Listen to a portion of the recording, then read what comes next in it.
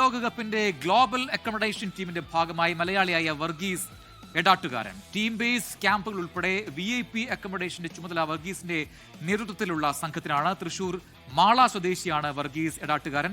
2019 FIFA accommodation വിഭാഗത്തിൽ ജോലിയിൽ പ്രവേശിച്ചത്. ഫിഫയുടെ 13 പേരടങ്ങുന്ന ഗ്ലോബൽ അക്കോമഡേഷൻ സംഘത്തിലാണ് വർഗീസ് എടാട്ടുകാരൻ ഇടം പിടിച്ചത്.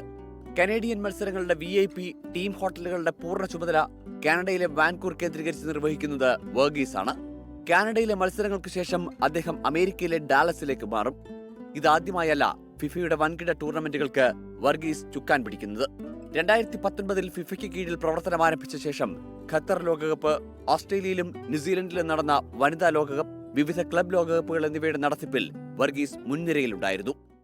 എല്ലാ മലയാളികളുടെയും അല്ലെങ്കിൽ എല്ലാ ഇന്ത്യക്കാരുടെയും ആ ഒരു പൊട്ടൻഷ്യൽ ഈ ഗ്ലോബൽ സ്റ്റേജിൽ അറിയിക്കുക എന്നുള്ള ഒരു കാര്യത്തിൽ അതിനുള്ളൊരു ഭാഗ്യം കിട്ടിയതിൽ എനിക്ക് ഒത്തിരി അഭിമാനമുണ്ട്. അപ്പൊ ആ ഒരു ജേണിയിലാണ്, അപ്പൊ എല്ലാവരും ആ ഒരു ത്രില്ലിലാണ്.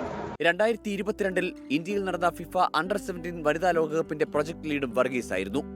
വരാനിരിക്കുന്ന ഫിഫ വേൾഡ് കപ്പിന്റെ പ്രൊജക്ട് ലീഡായും വർഗീസിനെ ഫിഫ നിശ്ചയിച്ചിരിക്കുന്നു.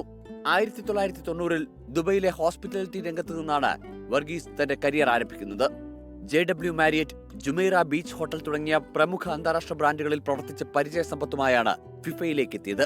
നിലവിൽ സ്വിസ് പൗരത്വമുള്ള ഇദ്ദേഹം ഭാര്യ സൂസന്നയ്ക്കും മക്കളായ ജാസ്മിന, മെലീന എന്നിവർക്കുമൊപ്പം സൂറിച്ചിലാണ് താമസം. തന്റെ കഠിനമായ രാജ്യാന്തര യാത്രകൾക്ക് കരുത്തു പകരുന്നത് കുടുംബത്തിന്റെ പിന്തുണയാണെന്ന് വർഗീസ് പറയുന്നു. അർപ്പണബോധവും കഠിനാധ്വാനവും ഉണ്ടെങ്കിൽ ഒരു ചെറിയ ഗ്രാമത്തിൽ നിന്ന് ലോകത്തിന്റെ നെറുകയിലെത്താമെന്ന് തെളിയിക്കുകയാണ് ഈ മലയാളി. News desk 24.